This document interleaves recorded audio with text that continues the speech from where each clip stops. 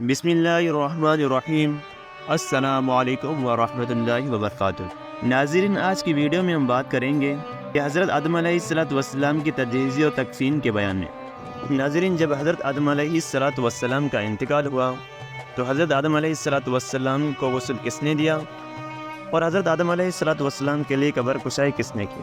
تو ناظرین، ان تمام سوالات کا جواب اس ویڈیو میں دیں گے، لہٰذا اس ویڈیو کو اسکپ مت کیجیے گا۔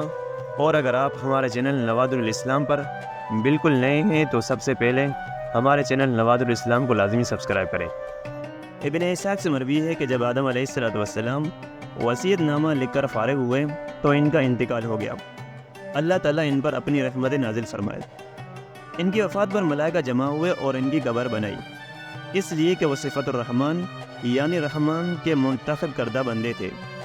شیخ علیہ السلام اور ان کے بھائی اس وقت مشارق الفردوس میں ایک بستی کے قریب تھے۔ یہ زمین پر سب سے پہلی بستی تھی۔ ان کی وفات پر چاند سورج 7 دن تک گرن رہے۔ ملائکہ جمع ہوئے تو انہوں نے لکھی ہوئی وصیت آدم علیہ السلام کو جمع کیا اور اسے سیڑھی نما ایک چیز میں رکھ دیا۔ اس سیڑھی نما چیز کے ساتھ ایک ناقوس بھی تھا جس کو ہمارے باپ آدم علیہ السلام جنت سے لائے تھے تاکہ اللہ تعالیٰ کی یاد سے غافل نہ ہو۔ یحییٰ بن عباد اپنے والد سے نقل کرتے ہیں کہ مجھے یہ خبر پہنچی کہ آدم علیہ السلام کا جب انتقال ہوا تو اللہ تعالیٰ نے ان کے لیے جنت کا کفن اور حنوط بھیجا اور ان کی قبر تیار کرنے کی ذمہ داری ملائکہ کو سونپی۔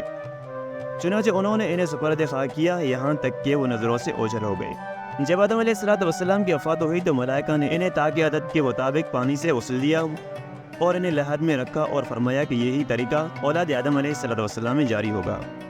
ابی بن کعب سے مروی ہے کہ نبی کریم صلی اللہ علیہ وسلم نے فرمایا، تمہارے باپ آدم علیہ السلام کا قد کھجور کے لمبے درخت کے مانند 60 ذراع تھا اور ان کے بدن پر بال بہت تھے جو کہ ان کے اعضائے مستورہ کو چھپائے ہوئے تھے۔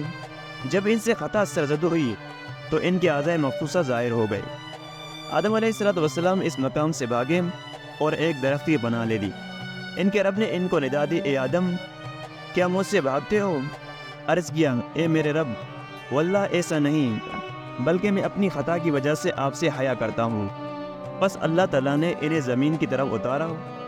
جب ان کی وفات کا وقت قریب آیا تو اللہ تعالیٰ نے ان کے لیے جنت کا کفن اور حنوط بھیجا۔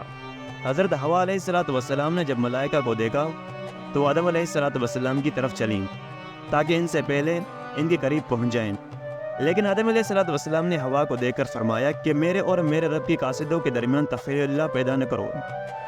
تم سے تو ہمیشہ ملاقات رہی ہے اور تمہاری وجہ سے مجھے مصیبت پہنچی ہے جو پہنچی ہے۔ جب ان کی روح قبض کر لی گئی تو ملائکہ نے انہیں بیری کے پتوں اور پانی کے ساتھ تاکہ عدد کے موافق غسل دیا اور کفن میں بھی تاکہ کا لحاظ رکھا۔ پھر ان کے لیے لحد بنائی اور اس میں سپرد خاک کیا اور کہا ہے کہ ان کے بعد ان کی اولاد میں بھی یہی طریقہ جاری ہوگا۔